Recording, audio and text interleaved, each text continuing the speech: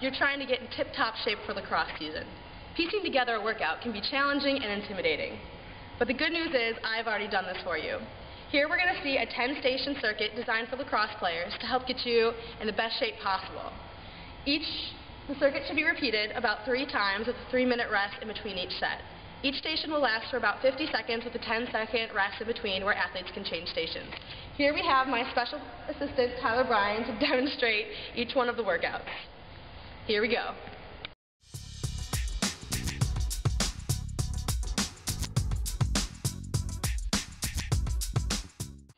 For our first station, we have squat jumps. Here you can see the athlete is lowering the weight into his heels, keeping his head and chest up, and not exceeding 90 degrees of knee flexion at the knees. The station, as I mentioned before, should be repeated for about 50 seconds, and athletes you should notice that knees are not buckling in and the toes are pointing straight forward. Good work, Tyler.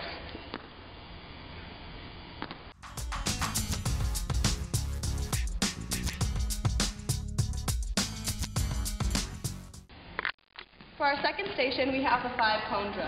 The athlete will start the center cone, sprinting forward and shuffling out to either side, backpedaling back, sprinting forward, and shuffling back to the center cone. Make sure the athlete is being quick on their feet, defining plant steps at each of the cones, and running all the way through the center cone. Nice work, Tyler. Here we go. Keep it up.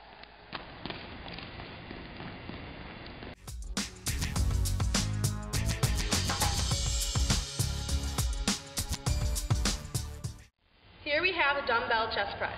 As you can see, Tyler's doing it on a stability ball, but this can also be done on a bench press, or if you have to, even on the floor.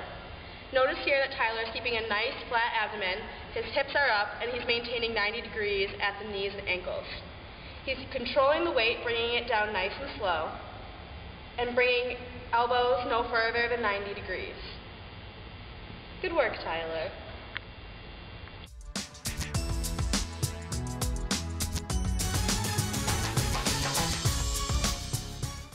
For our fourth station, we have tricep extensions. As you notice, Tyler's also doing this on a stability ball, keeping his trunk nice and straight, head and chest forward, and getting good extension in the elbows. Notice he's also not hitting the back of his head with the weight. If one of your athletes does find themselves hitting themselves in the back of the head with the weight, it probably means they're getting trunk flexion, which means they need to sit up a little bit more.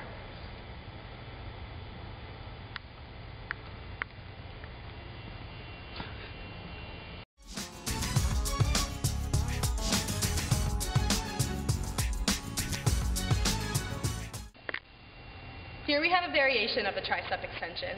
Here Tyler isn't using the stability ball, just standing up, knees and ankles shoulder width apart. You can do this if stability balls aren't available.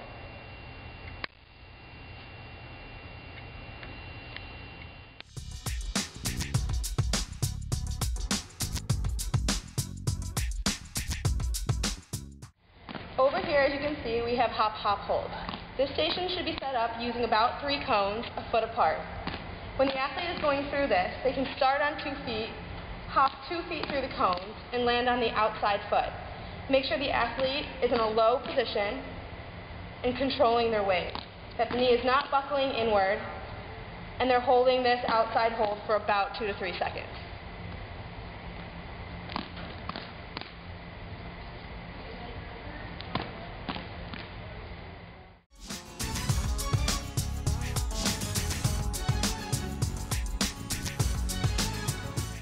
Station 6 is hip bridges.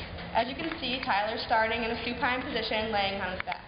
They're going to start with their hips up in the air, squeezing their glutes, maintaining a nice flat line all the way through the abdomen. So the athlete's going to start with 1 foot up in the air, holding this position, and this is going to last about 25 seconds. When 25 seconds have passed, you can tell the athlete to switch feet. Go ahead, Tyler, switch feet for the demonstration. As you notice, his hands are on the ground, not flailing anywhere. And the knee shouldn't really be coming up too much, maintaining a nice 90-degree angle here at the knee. A couple more seconds, Tyler. You can do it.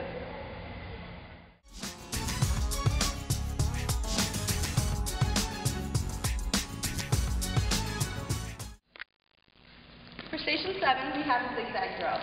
Here, Tyler's staying nice and low to the ground and quickly changing direction. The zigzag drill is primarily for cardiovascular fitness and working on changing of direction and shuffling, which is very common in the sport of lacrosse. As I said, make sure the athlete is really taking a defining step at the cone, shifting weight very quickly to help really get to a next tone. Keep it up, Tyler. Couple more. Hips, chest, and neck should all be facing in the forward direction, even though they're moving in a side-to-side plane.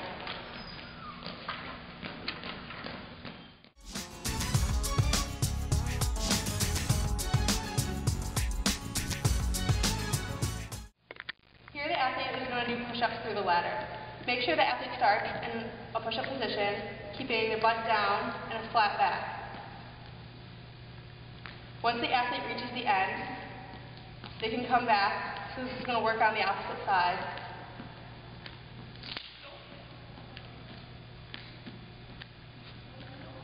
This can be used with a ladder, an agility ladder, or if you don't have an agility ladder, if you have tape, you can just make a tape ladder on the floor.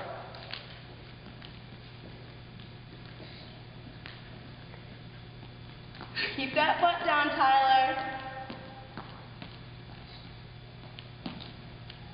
Nice work.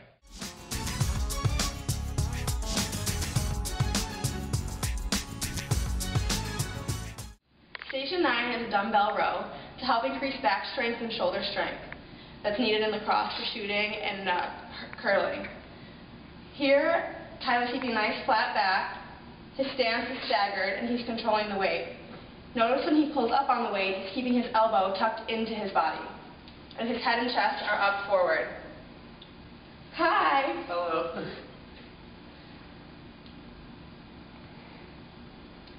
As with the other weight stations, make sure you have a couple options.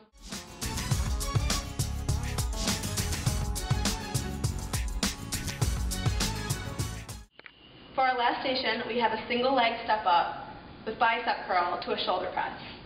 Here you can see Tyler stepping up with a single leg while doing a bicep curl, bringing in his far leg all the way through, making a nice Z line with the hip, knee, and ankle, and then going to a shoulder press. It's a pretty involved step, so make sure you're really watching your athletes on this one. If a light weight is needed, that's fine. Just really focus on form, making sure they have a nice tight in the hips so they're not shaking all over, and really controlling the weight. Keeping a nice tight core to support his entire body. Good work, Tyler. Another point, key feature, is make sure the heel is coming about mid-knee. Nice job. Let's see a few more. After 25 seconds have passed, you can tell athletes to switch legs also. So they're getting even reps on both legs.